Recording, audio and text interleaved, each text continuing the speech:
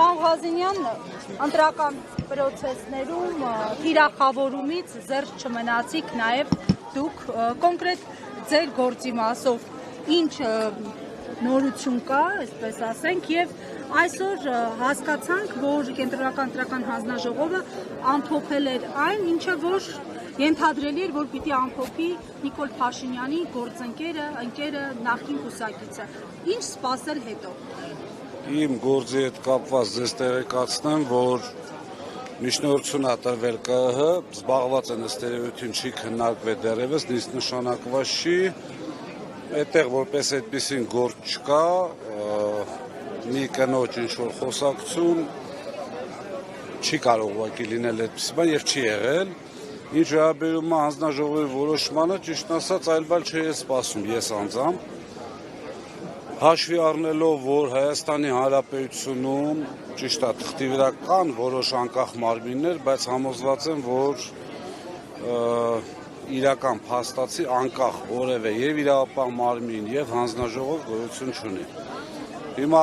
թող մի հատ հասկանանք, տեսնենք այս 3 տեղամասի հետ կապված կրկնակվեարկություն անում են թե ոչ, հետո ստայնում կորոշենք ասենք։ Ղազինյան, այսինքն այս պահին ձեր գլխավոր պահանջը ամեն դեպքում վերակվեարկություն անցկացնել։ Ոչ, ուժեղ Հայաստանի գլխավոր պահանջը ընդհանրապես ընտրությունները անվավել ճանաչել, նոր ընտրություններ նշանակելն է։ Որտեղ ես երկու պահանջներն էլ լսեցի այս երբ։ Բայց հաշվի առնելով, որ մենք գործընկերներ ունենք այստեղ եւ սպասում են ամեն դեպքում հանձնաժողովի վերջնական որոշմանը, ըստ այդմ արդեն կասենք։ Էկոնոմիկայի նախարար Գևորգ Պապոյանը իր ֆեյսբուքյան էջում գրառում է առամեջբերեմ խորհրդարանական ընդդիմությունը ուժեղ Հայաստան ու Հայաստան դաշինքները լեգիտիմ չեն, ընտրակաշառքով ԱԺ-ում հայտնված ընդդիմադիրները չեն կարող ներկայացնել մեր ժողովրդին, սա կխնդրի մեկնաբանել։ Եթերային խոսույթ եմ գալիս հիմա, որ պատասխանեմ, տղամարդը բան, որ խոսում է, հիմնավորում է։ Եթե տղամարդը բան խոսեց, բոլորին եմ խորհուրդ տալի եւ չապացուցեց,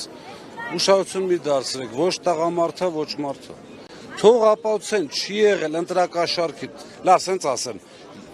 եթե անգամ տեսականորեն պատկերացնենք, կա դատարանի որոշում չկա։ Մարդ պետքա կամ տգետ լինի, կամ անտեղյակ։ 200-ից ավելի գործի մասին է խոսում հակակոռուպցիոն կոմիտեն, բայց 14 դեպքով կա ընդհանրապես մեղադրական, այսպես ասած, դե դատարան են անցել։ Չէ, ներողություն, մեղադրական եզրակացությունը դա դատարանի որոշում չի։ Իրավունք ունի ինչ-որ մեկը խոսել ինչ-որ մեկի մեղավորության մասին ինչ-որ դեպքով, եթե կա դատարանի օրինական ուժի մեջ մտած վճիռ։ Այսինքն միտում եք տեսնում, որ քաոս։ Միանշանակ, եթե այդքան են իրանց, ոնց ասեմ, ժողովրդի 500-550 հազարին ասում են դուք ընտրակաշառքով եք անցել, Facebook-ում շատ տեղեր, մարդիկ կարդացել եմ, շատ։ Դուրս են գալի, ասում են դուք շարքային ստախոս եք, մանիպուլյատոր եք, ինձ ընտրակաշառք չեն տվել, բա ոնց եմ ընտրել։ Այսինքն, եթե անգամ տեսականորեն պատկերացնենք, չնայած չկա այդպիսի բան, որ ինչ-որ մի երևույթ էլ կա, դատարանը դեռևս իր գնահատականը չի տվել։ Ես դրա համար եմ ասում, տղամարդ են, թող ապացուցեն, ապացուցելը դա նշանակում է Ղազինյան Դավիթը բերեց փողը տվեց, ասես պիտի ընտրես ինձ։ Հիմա եթե ունեն ապացույց, թող ապացուցեն, եթե չունեն, թող։ Պարոն Ղազինյան, 2021 թվականի ընտրության ժամանակ, ինչպես որ այս ընտրության ժամանակ, այնպես էլ 21 թվականի ընտրություններին հանկարծակի մարում լույսը գնաց, դա ինչպես եք դուք հիմնավորում, այն ժամանակ հեծի տնօրինությունը դուք եք եղել։ Մենք հստակ պարզաբանել ենք, որ դա եղել է Հայաստան-Վրաստան ռևերսային գծի պրոբլեմը, այսինքն հեծի տիրույթից դուրս է եղել է բեցինը, թե այս անգամ ինչեր են կատարվել, չեմ կարող ասել։ Ընտրությունների ժամանակ էլ այդպես եղել։ Չեմ կարող ասել, Գյումրի ընտրությունների մեր ժամանակ էր։ Չեմ հիշում։ Ամենայն դեպս, սենց ասեմ, եթե անգամ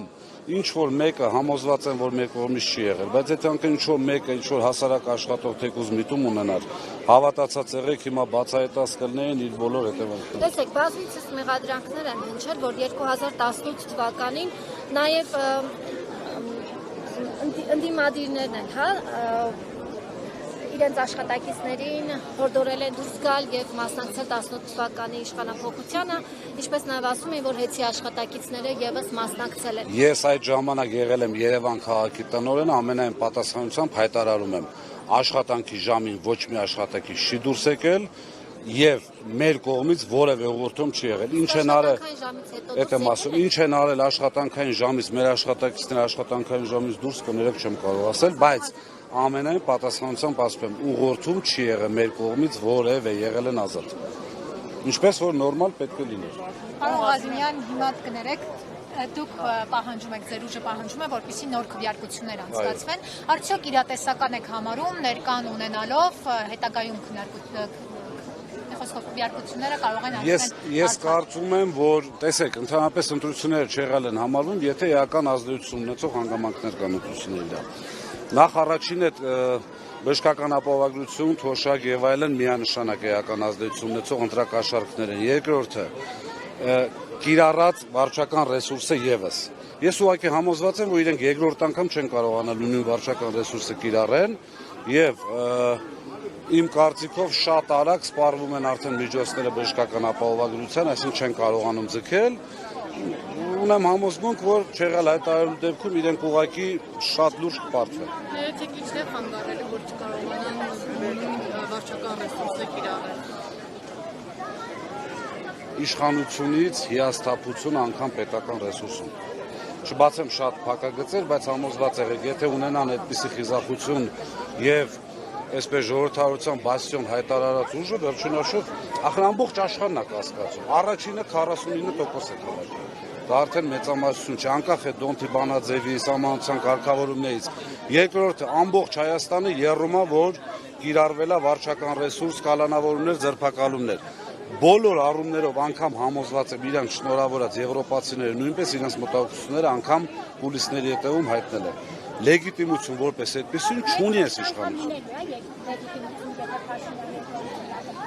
Եթե կարողանանք զսպել բոլոր տեսակի ընտրախախտումները եւ վարչական ռեսուրս չկիրառվի, փորձենք։ Համոզված եմ, որ չի լինելու։ Այդ ամեն ինչ արվում է շատ քողարկված, արվում է շատ այսպես ռեպրեսիվ մեթոդներով եւ անգամ հիմա պատկերացրեք, մենք ընդամենը 3.5 ամսական ուժ ենք։ Այսքան էլ որ կարողացել ենք հավատացած եղել գովասանքի արժանի է։ Նիկոլ Փաշինյանը ասում է, որ այդ ձեր ուժը կաշառք է տվել, դրա համար էլ այդքան ձայն է հավաքել, հետեւաբար իրենք էլ են համարում, որ այս ընտրությունները արդար չեն։ Չէ, տեսեք, հիմա մենք հարցը շարունակեմ, հա, պարոն Ղազիմյան։ Ընտրության արդյունքներում Նիկոլ Փաշինյանը սահմանադրական մեծամասնություն չի կազմում, հա, խորհրդարանում կան օրենքներ, որոշումներ, որ միասին չի կարող կայացնել։ Հիմա արդյոք շահավետ նպաստավոր պայման չի ստեղծվում նաև իշխանության համար, որպեսզի գնան նոր ընտրությունների եւ Նիկոլ Փաշինյանը սահմանադրական մեծամասնությամբ հայտնվի խորհրդարանում։ Նախ առաջինը, եթե անգամ ինչ-որ բան հայտարարում են, մենք այստեղ խոսեցինք, չկա որևէ ապացույց։ Գոնե դատարանի որոշում։ Ձայնագրություններ կան։ Չէ, ձայնագրությունները։ Դե գիտեք, ես էլ կարող եմ ձայնագրություն ասել, փեսան աներոջացնա քյաբաբները բռնում տանում կալանավորում։ Հիմա ուզում ասեմ, քանի դեռ չկա անաչառ դատարանի որոշում, այդ դրա մասին խոսելը նորից կրկնում եմ, տգիտություն է։ Հիմա երկրորդը, ինչ վերաբերում է այս ընտրություններին, նորից համոզված ասում եմ, թույլ մի տվեք բացահայտել ամբողջ գործիքակազմը, բայց ես ունեմ համոզմունք, եթե ամբողջ աշխարհի դիմաց խայտարակ եղած իշխանությունը, որը ժողովրդավարության բաստիոն էր հայտարարում մեր երկիր եւ ինքը այսպես կեղծում էր, պետք է խիզախություն ունենա եւ գնա այսինքն նոր ընտրությունների։ Այդ պարագայում արդեն մենք էլ մեր գործիքակազմում ունենք, համոզված եմ, որ չենք կարող։ Աշխարհ ասելով նկատի ունենք նաեւ Եվրոպայի։ Այո։ Եվրոպան բացահայտ հայտարարություններ է տարածել եւ աջակցել է Նիկոլ Փաշինյանին։ Նոր ասեցի, Լիա ջան, այլ բան է աջակցություն իր քաղաքական նպատակներով հեռահար, այլ բան է թե ինչ է խոսվում։ Վերջին հաշվով նույն Եվրոպան իր մոտ սրա 1%-ը թույլ չէ։ Համոզված եղեք իրեն էլ են ասում։ Լիահույս եք, որ արդար ժողովրդավար նոր ընտրությունները։ Ես համոզված եմ, որ Նիկոլ Փաշինյանը իր փոքրիկ խմբակով չունի լեգիտիմ իշխանություն, ես համոզված եմ, որ ժողովուրդը առաջին հերթին եւ այն քաղաքական ուժերը, ովքեր որ առաջնորդում են ժողովրդին, շատ կարճաժամկետում հաղթելու են։ Այսինքն այս պարագայում այսպես ինչ ենք ասում ենք նոր ընտրություն, որտեղ ոչ ոք չի հաղթել։ Հաղթել են որոշակի արտաքին խաղացողներ, բայց հայ ժողովուրդը պարտվել է։ Երկրորդ անգամ չէ խանգարում, որ արտաքին խաղացողներ։ Կա խանգարող բաներ, կասեմ։ Հավատացած եմ։ Իսկ ամեն դեպքում, եթե հնարավոր չեղավ կենտրոնական ընտրական Հիմա որ լրիվ ասեմ չեն ասում, չեղավ։ Ձեր պլան B-ն սա է։ Չէ, հələ պլան B-ն ուժի մեջ է։